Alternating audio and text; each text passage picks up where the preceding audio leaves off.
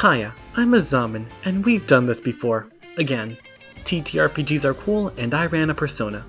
Last time, the party lived their lives, missed some pretty obvious foreshadowing, met a guy who eats cheese, joined the student council, and beat up a lizard kid whale. If you want some more details or context, feel free to check out the playlist on my channel because part 2 is actually quite good. Oh, and Lucia, the 5th party member, she drowned in the school swimming pool. Why? Well, because Lucia's player was super busy and had to leave the game. I had no experience in GMing at that point, so I decided to just not acknowledge it whatsoever. And since my players joked about her being dead because we left her token on the swimming pool of the map, we just ran with it. And therefore it stopped becoming a joke and became canon. With literally no consequences whatsoever. She's dead and life moves on. With that little kerfuffle resolved, let's pick up exactly where we Actually, no, I lied. Because we must first thank our lovely artists. Most prominently, the Dolly Rabbit, who about maybe 8 months ago, back in November, like a week after the previous Persona part, went and redrew every single protagonist. Listen, okay, it's been very difficult, alright? Scripting has been hard and I've been distracted. Thank you, Dolly. Oh, and we must also thank the wonderful On51, who created this wonderful Skye. Now sit back and enjoy the Persona Tabletop series. The date is currently November 3rd. Noah, the originator of the last dungeon, has finally awoken from the hospital, and the whole living party is here to interrogate him. Noah reveals that he is fully aware of his actions in the other world, remembering his fight with the party, and he expresses no remorse over what he attempted to do. He really did want to change the world to better suit him, to create a place where everyone would be a loner, a place where connections with other people would be impossible. The party don't care and only want to know how he gained control of his dungeon. Noah agrees to answer, but he has one demand before he'll answer. Who the hell was the one with the red mask? Red mask? What are you talking about? Every time someone stepped into my dungeon, I knew. So I always knew when one of you people fumbled your way in. But before you guys stepped in, there was someone else coming in alone. They had this red mask from like an anime or Power Rangers and wore black robes. So they desired to hide their identity. I don't know who they were or what they even looked like, but they poked around on their own. And were watching when you guys took out the nameless god. Then, a few days after you beat me, they went back in, but I don't know what they did. Everything's just stars when I think about it. Well, of course you do. I was there. Do any of you people wear masks? Listen, you friendless, dripless, motherless, fatherless, brotherless, sisterless, poor boy, sandwich boy, loser boy. None of us here would ever dare cover these spaces of ours. His question, clearly getting no answer at this time, causes him to relent and reveal what he knows about gaining control of the dungeon. However, it's vague. He claims to have seen an angel, large feathery wings, a halo, and hearing what sounded like a bell one night while he was late at the arcade. From there, he was engulfed in light and found himself in his dungeon, and that's about all he can clearly recall. Past that, it's all just hazy, which might just be because of the concussions the party gave him. With that dialogue tree thoroughly exhausted, the party turns and leaves without even a goodbye. They then spend the next few days living their lives as ordinary high school students. Felicia continued talking with Officer Amelia Sycamore, who was totally in the last episode, trying to learn more about her, finding out that Amelia herself is also new to the town of Downpour. She moved into town after moving out of her parents' old home less than a year ago, and is still having a rough time adjusting. So Felicia offers that they explore the town together, if they get the chance. She also spends her nights talking with Joe, asking him where he's from and a few other simple things, getting to know him in her off time. Stallion spends his time hanging out with Old Man Winchester, desperately trying to get the old man to say more than one word for him. But for the most part, their interactions just kinda go like this.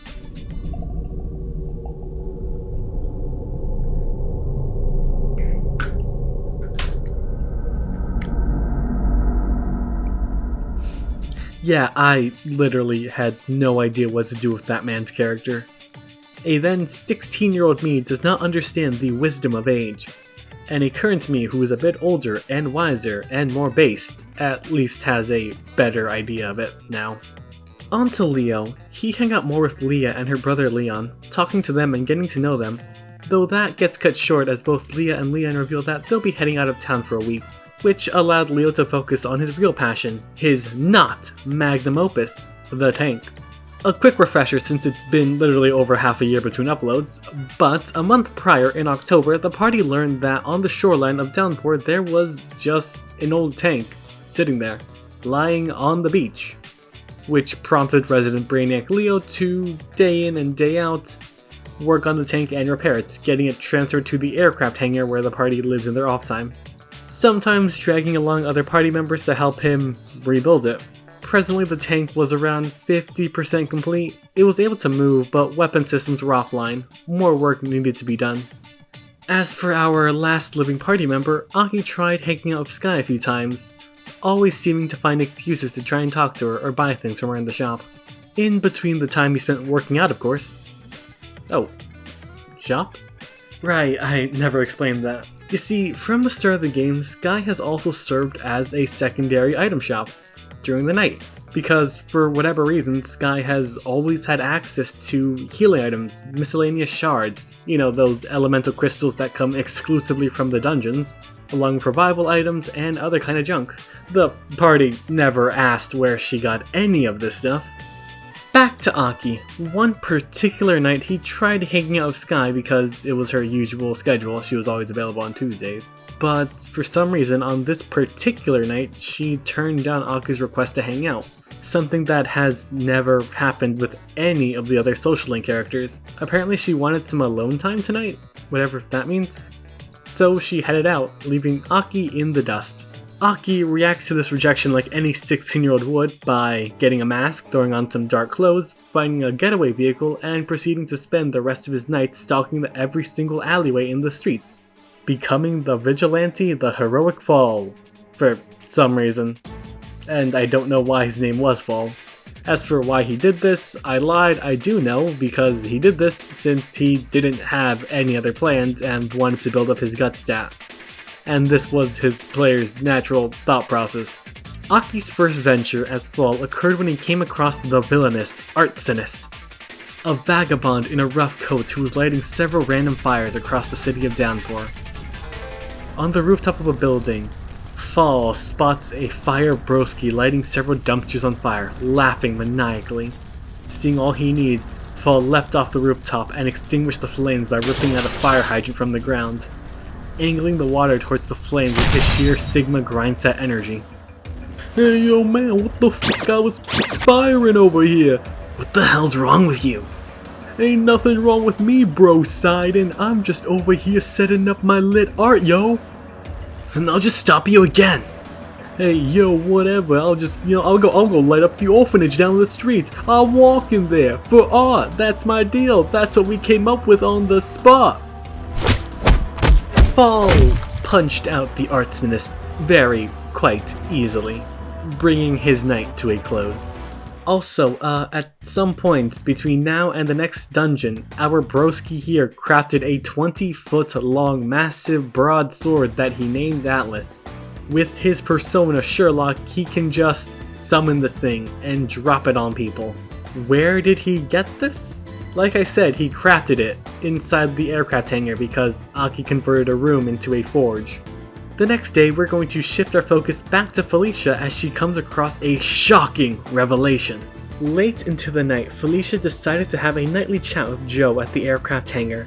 But instead of their usual typical fun, casual conversations about cheese or some random topic, Joe actually speaks with a level of seriousness, telling her, "Listen, I appreciate what you've done for me, letting me live here on account of me being, homeless. But you should probably know this about me. My name's not Joe. It's Gyoji. But, you can just call me Gyo. As in J-Y-O. I thought that was stupidly funny a few years ago. I still think it's funny. And yeah, it's an SMT Nocturne reference. I wasn't very original. So Joe goes on to explain that while he currently works for an occult magazine website, he actually used to be an investigative journalist back in Japan. But he had to go on the run after an incident in Shibuya. He doesn't elaborate, but he felt like he needed to open up to Felicia. Please keep that in mind, that will factor in very, very heavily at the end of the story. But Felicia's not done yet, because the very next day, as she's perusing Downpour Strip Mall, she has a chance encounter as she turns a corner and collides her skull with another skull, meeting the Strength Arcana, who is not the protagonist of Devil Survivor 2. This guy has a different eye color. He's different and legally distinct. His name is Nathan. As these two recover from the collision of their craniums, Nathan offers Felicia a hand and apologizes, saying he was lost in thought. Felicia says something, I think, vaguely insulting. I don't quite remember, but it ends with Nathan offering to treat Felicia to some ramen as an apology. There, while they are eating, Nathan offhandedly mentions something about the approaching end of the world, which Felicia finds interesting. She tries to ask for more information, but Nathan says that he needs to go, but promises that he'll tell her more next time they meet. More peaceful days pass, which allows the party to have peaceful dreams, that are then interrupted on Sunday, November 9th, I think. Look, dates are kinda spotty this month. This has my worst notes out of the entire campaign. As they all slept, everyone then awoke to the same dream, finding themselves in a strange new world.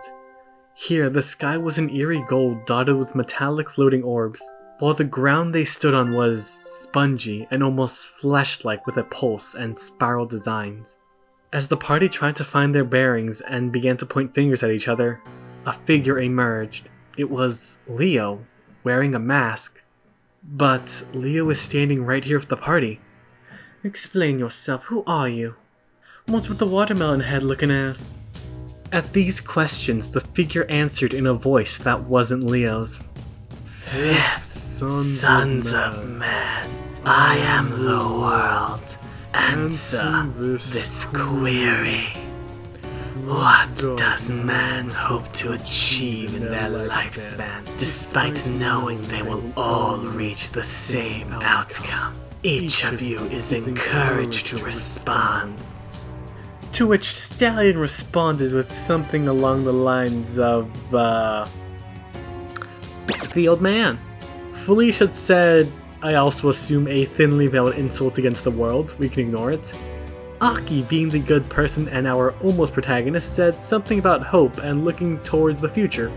And then there was Leo, who I think just gave me a lecture on human tenacity, saying this: "Let me tell you a story, a hymn. For centuries the demon prince sat in his castle, as his monsters laid waste to all of humanity, for he had no need to be involved. His power was absolute. With a mere thought, the monsters he controlled launched an endless attack on the weak, pathetic humans. Yet, despite his power and numbers, each day without fail a human hero arrived before his throne, intent on challenging the absolute demon prince. And each time without fail, the demon prince slaughtered the hero. One day, the demon king decided to ask that day's hero a question. Why do you humans insist on throwing yourselves to the slaughter? What possible reason could motivate each of you to throw your lives away? Do you truly think yourself so delusional that you could overcome me?" To which the hero replied, "Maybe. Maybe I can, maybe I can't. Or maybe it'll be me, or the guy after me, or the guy after him. But here's the thing, we're never going to stop trying, because you have to beat us humans every single time we come for your head. Every time without fail, you have to win, while us humans, well, we only need to win once. And the odds are, you're bound to slip up one day." So you see, statistically, it is better to look towards the future. How disappointing. In one way or another, each of you has hope for the future. How could one such as yourselves yearn for something so meaningless and empty? Truly an enigma. To think all three parties would be unable to seek salvation. What the hell are you talking about? What even is this? It matters not. The next Kalpa will soon arrive, either upon that day or with a successful conception. Fifth, Sons of Man, farewell. And the figure vanished, along with the world around everyone, bringing the dream to a close as everyone awoke at the same time, a crisp 6 a.m., which was kind of creepy. But the party had school in a few hours and also made plans that day, so they just disregarded whatever the watermelon mask said, going about their day as if nothing happened. As for plans that day, Leo wanted to hang out with Leah after school, and Felicia decided that on this day she would rank up Leon's social link because she wanted his rank 5 ability. So let's take a small break from storytelling and explain this game mechanic. Taking inspiration from Persona 5 before the color Royal, when a player ranks up or rises up an NPC with a social link, at certain ranks they will gain additional abilities, or a passive overworld one. Leon's bonuses, for example, are as followed. Rank 1 is Cash Money, which is just a small passive benefit. Extra money in the real world. While rank 5 is called Roulette Wheel of the Reverse, which just lets you roll a chaos button. It takes an action and it's kind of fun. This then goes up to rank 10, which is a secret, and the players don't know what these abilities are in advance. I also need to mention that players do have social links with each other. These links just kind of give them passive stat bonuses and like maybe a dual ability, like casting 2 spells to make 1 bigger spell, or gaining something unique. Alrighty, back to story. So Leo and Felicia were trying to hang up Leah and Leon, but there was one problem. They were nowhere in school. At first they thought, okay, maybe they're just absent, so they tried asking some of Leah and Leon's friends, which caused this to happen. Hey, so you know what's up with Leon? We were supposed to go to theater today. Who's Leon? Oh, you know, that friendless loser guy who's embarrassing to be seen with. Yeah, I have literally no idea. Fine, then what about his sister? She's on the student council. Leah, you know, she was at the meeting last week. Felicia, I really don't appreciate these jokes. I get that the council's understaffed, but you don't gotta mess with me. Can you just pass along a message to Stallion, Aki, and Skye? We need to have a meeting tomorrow to go over... Hey! Wait, where are you going? This is important. If we don't get members, we can't plan the Halloween event! So Felicia left and regrouped with the main party, telling them about Leah and Leon's disappearance. So with that knowledge, Leon took the lead and had the party ask around and investigate if literally anyone else besides them could recall the siblings. Out of the entire cast, only 2 could. The first was Skye, their dorm mate, who found it weird and promised Felicia this. That's scary. Listen, I'll look into Felicia, don't worry. I think I have an idea or 2. The party didn't think it was anything too strange. The second person was more interestingly Joe, who Leonidas decided to get into contact with after hearing from Felicia that he used to be an investigative detective. And yeah, he remembered her. And he actually knows her decently well because one of his side jobs is as her unlicensed photography teacher. Accepting the job, he starts looking into it. While the party tries their best, the next 2 days don't really accomplish anything, and they find nothing. So they lose the motivation and decide to just live their lives as best they can. Aki, for instance, decides he wants to hang out with Skye more, but despite knowing Skye's schedule, she's very inconsistent. On days where she should be present, she's not. On days where she isn't present, she is. And she's the only person who does this. Crazy. So it's on one of these days that Aki goes to Expedient Mall. There, he happens upon a white-haired detective, the same one who was interrogating Noah earlier this month. He's just sitting on a bench in front of the mall's water fountain, looking over some notes.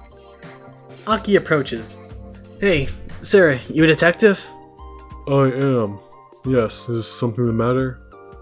No, nothing serious. I just recognized you, and I wanted to ask a few things about the job. I sorta want to be one after school. You sure about that, kid? I feel like you might want to ask someone else about that. I'm handling a pretty grisly case right now. Hands are too full. All I'd give you is some situational advice, which would be useless. And I ain't much for conversation.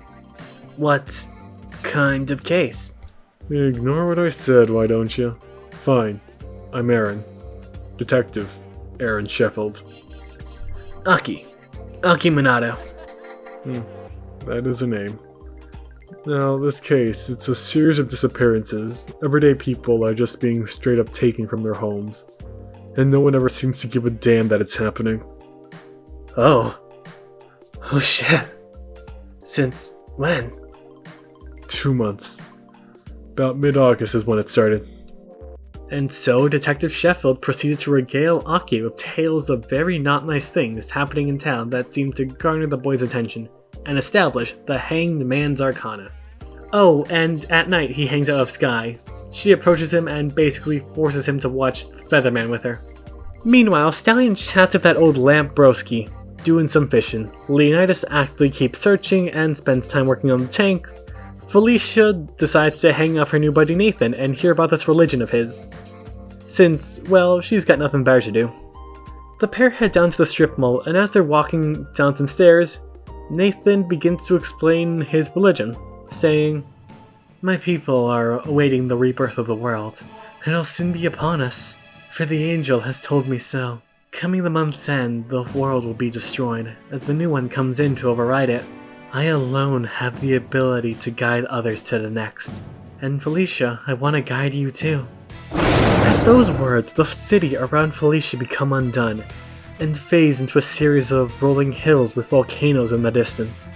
Naturally, Felicia was taken aback by this, wondering what the hell is going on. Because, well, no one expects that random social link guy would be the next boss of the dungeon. So as Felicia's looking around in shock and fear, Nathan is equally shocked because Felicia can still move, which is odd and shouldn't be happening. "How are you? What are you? You're not supposed to be like that." Realizing how dangerous the situation is, she draws her gun, her 24-barreled gun. "I'm not going to be kidnapped again!" pulling the trigger with no hesitation. But the bullet does not make its mark, as an angel with black wings manifests and shields Nathan. Leave now, Creator. This is an interloper who will only seek to crush your hopes and dreams. I alone shall stand to oppose this chaos. Go. As Nathan ran off, the angel engaged Felicia, preparing to launch a brutal attack, only to be shot as Leonidas made his appearance. Wait, why is he here? To answer that, we're going to rewind a bit earlier. While Felicia was planning to hang off Nathan, Leo was still trying to uncover what was going on with Leah and Leon. There, he received a call from Joe. "Hey, I think I got a lead. It's not about those siblings, but it's definitely linked to the disappearances. There's this teen, Nathan. He's been seen with every single person right before they vanish. It's gotta be connected. I'll see what else I can get from word of mouth." Click.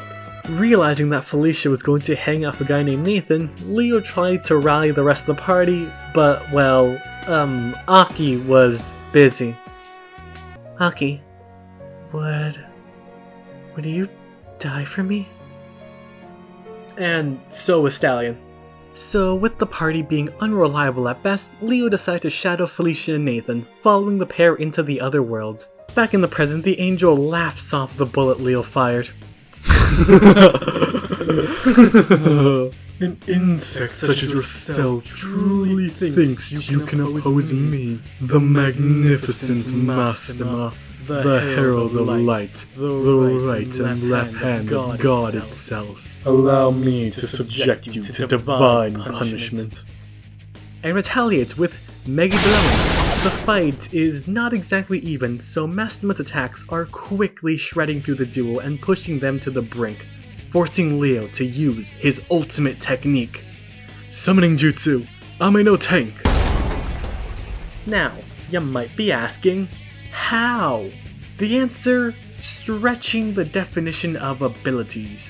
So let's hop out of the story and take a step into game mechanics and talk about Tools of the Trade, which reads as follows. Your persona has access to anything you and your GM agree a thief might have access to, lockpicks, climbing tools, etc. Maybe they come from your persona, or maybe they're just part of your persona. If you ever fail a roll with these tools, they become damaged and they remain unusable until you spend a few minutes and 1 SP to fix them. Now, you might be asking, how does that summon a tank? Well, you see, it happens that since Leo isn't a thief, we decided that instead of summoning tools, he could just summon whatever happened to be in his room. And that term, his room, it's pretty nebulous, right? It's not? What do you mean? Of course it is. The very public hangar that everyone has access to is totally part of Leo's room. That's why he can just summon the tank at will. Okay, listen. This was during a time where I, the Zamen, still had no backbone.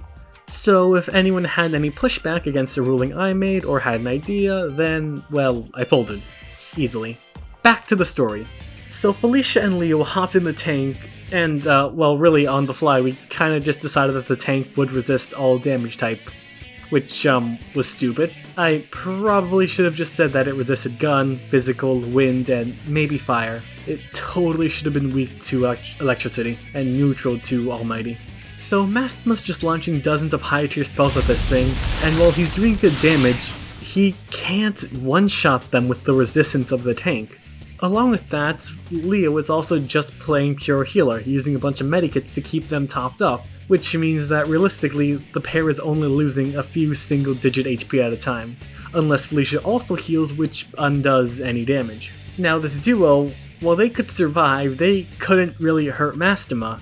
Felicia kept firing bolts at him, but he resists it, and the tank can't use tank shells. It just can't do any offense yet because it's only 50% complete. So in full, they couldn't hurt Mastima, and he couldn't kill them. So several hours passed. Thankfully, Stallion's player wasn't there, but Aki's player was. That player being Sir Lee Harvey Oswald Lunar III, famous Genshin scholar. And Lunar, well, while this fight was going on, he left the call to go get dinner, got sidetracked, found a wife, married her, got divorced, fought for the kids, got the kids, lost the kids, and then assassinated that one vampire hunter. So he was gone for about 3 hours. And when he got back, we were still in the thick of it, no closer to an ending. So let's fast forward another hour, and finally I have an idea. Mastima says, I dub you all insects, but it is far more appropriate to deem you cockroaches. So be it. Ruin my enjoyment. Enjoy being torn apart by the stars. And he dispersed into light. The duo, thoroughly drained after that, decided to run towards what looks like a staircase. But as they get moving, they see that stars are descending from the night sky. Those being Arcturus, Denebula, and Spica. The duo prepares to engage another fight, and I quickly shut that down. As from the staircase, a person emerges. One clad in a black cloak and a red featherman mask. The new arrival scans the scene, and then holds up a large poster board that reads, "Head up the stairs. Go to the gate, that's the exit, I'll deal with this." Skeptical of this masked man, Leo prepares to open up a lengthy discussion, which causes the masked man to sigh, before they quickly say, "Nah." Summoning Apollo and promptly blasting away one of the stars with the move Nova Kaiser. As smoke clears from the explosion, Lou and Felicia finds that the masked man has moved. Instead of being on the stairs, they're now in a sword fight with one of the stars. Almost like they teleported. Deciding not to engage this persona user in case they're hostile, the pair just run up the stairs and follow the masked man's instructions, returning to the real world where they scamper off back to the dorms and inform the rest of the party. To which, upon hearing this, Aki and Stallion are both like, "I'll kill him!" Leo and Felicia are also equally bloodlusted, with Leo in particular wanting to murder that angel. So the very next day they did their school biz and just beeline through it, delving into Nathan's dungeon by going down the stairs in the strip mall area, entering on the dungeon's second level. Floor 2 is a malformed reflection of the modern world. It has streets that go into an empty town with buildings where the doors are just painted on, shops that don't open, and is generally devoid of life. Floor 3, we'll talk about it when we get there. Exploring floor 2, the party walks the empty streets, finding that not a single shadow is in sight. As they walk, they spot a lone box in the distance, open and left for the taking. Seeing the obvious trap, Aki runs towards it and finds a CRTV, and is then jumped by shadows. The party springs into action, Aki swinging his sword while Felicia pulls a gun out and starts using sling guns to chain the enemies endlessly until they die. But she also decides to chain off Aki and shoots him, which he doesn't appreciate, so he blocks the attack and ends Felicia's bullet chain. In an act of revenge, Aki decides to just let a shadow run past him, allowing it to attack Felicia. But this isn't over yet, as Leo throws a Molotov cocktail directly at Aki to attack the enemies that have surrounded him, lighting the guy on fire. And everyone is just pissed and at each other's throats for some reason. A bunch of petty stuff goes down, like Felicia tripping Leo, Aki actively kill-stealing, and just gah. I have no idea why they were all so grouchy that night. I assume they all just woke up and chose violence. Oh, yeah, and Stellion's player was at work, but he showed up right after this grouchiness. He's here now. With the shadows now promptly mollywopped, they continue down the dilapidated streets until they come across a ramen shop, where someone could be heard slurping down noodles. As they approach, they hear shuffling and come face to face with the masked man from earlier. They try to speak to one another, but the masked man refuses to use his voice, so he only exchanges notes. Needing a name, the party decides to call him Q. They ask what they're doing, and Q merely writes, "Looking around, cleaning up. There's a lot of shadows here. It's what a hero does." They ask, "Are you an enemy?" "I don't think so. I like the world we have." They ask, "Do you want to work together?" "No, I don't trust you people. We can just stay out of each other's way." And the party's like, "Yeah, fair enough."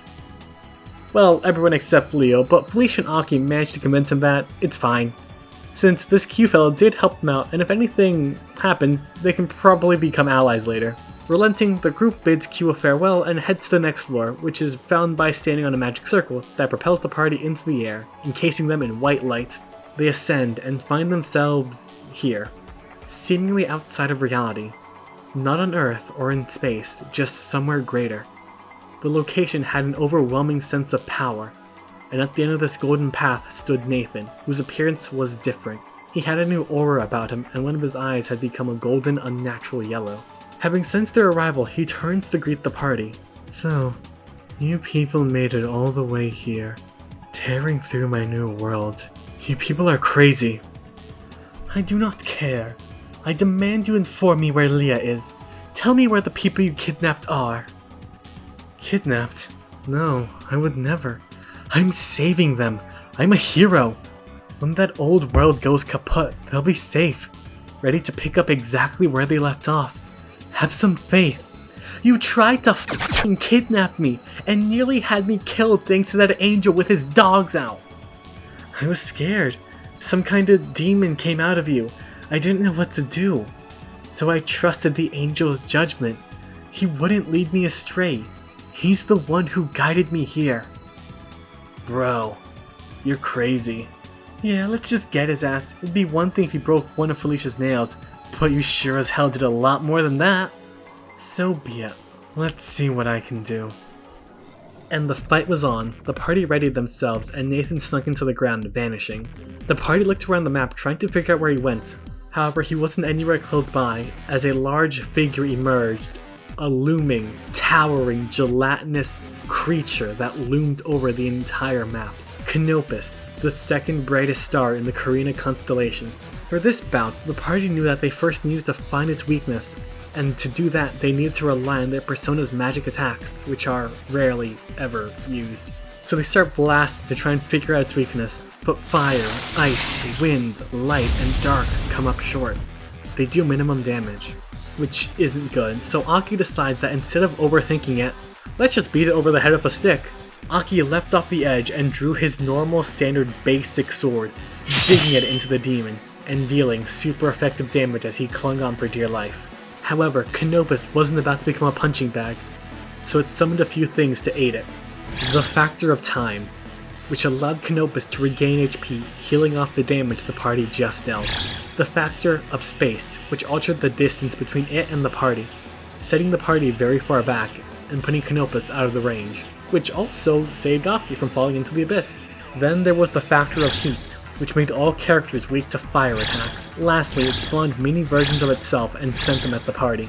trying to overwhelm them with sheer numbers. The party basically crawled their way back to Canopus while cutting through the mini-me's. However, once they reached the halfway point, it only got worse, as Canopus summoned its fellow stars, adding 3 additional boss fights to this boss fight.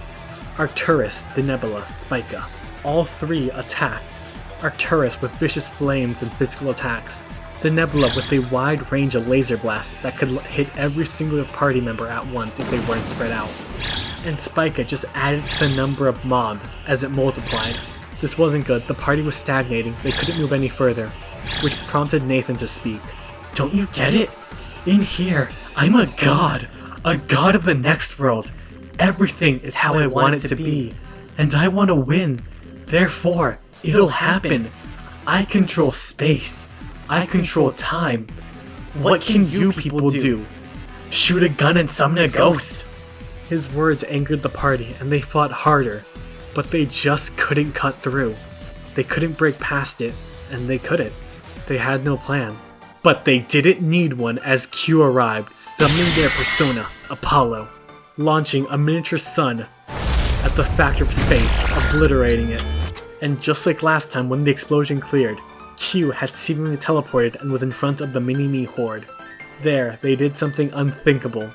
They turned their hand to the sky and whispered, "Come, Titania." Swapping personas and summoning the Queen of Fairies who was used to nuke the countless mini Canopuses off the map, creating an opportunity for the party to rush Canopus. Leo and Stallion went to deal with the Factor of Time in order to prevent any further healing. With Stallion's wind magic and Leo's gun, and Leo dropping a tank on it, the Factor of Time was destroyed. However, Stallion was critical here, because he made use of his ability Martyr, which allowed him to basically take hits for Leo, hits that would have most certainly knocked the boy out. Aki and Felicia meanwhile engaged Canopus, who attacked by launching stars at them and attacking with a vacuum of space. But that's not enough, because Aki and Felicia are based. Aki decides to lock Canopus in place by raising his hand and crying out, "Atlas!" summoning the massive blade onto Canopus, digging into its gelatinous flesh and making a bridge so he can easily go and punch it. As for Felicia, she draws her gun and fires off a few nuclear rounds, but those kill the boss and allow it to free itself from Aki's sword. Yeah, that's what we call an L+ ratio skill issue on her part. As for Q, they're engaging the ever-multiplying Spica, preventing them from reaching the party and holding them back. But the third member of the stars, the Nebula, changes targets and begins to charge up its laser. Seeing this, Stallion decides to do something about it. Rushing the star, he takes hold of it, and using all of his force, reorients it, and has it fire its laser directly at Canopus, blasting a hole clean through the boss. With that, an opening is made that allows Leonidas to pinpoint where exactly Nathan is within the body. From there, he gives Felicia some wind bullets, which he then uses to knock Nathan right out of Canopus. Aki sees an opportunity to secure the W and rushes forward, leaping off the platform towards Canopus, where for the last time he summons Atlas, this time into his hands, and swings the sword downward, cleaving Canopus in two, ending the monster. However, Aki and Nathan are now plummeting towards the abyss. But before they can fall into the abyss, Q swaps back to Apollo and fires off another Nova Kaiser. It explodes, and when the smoke clears, both Aki and Nathan find themselves on solid ground with Q standing before them.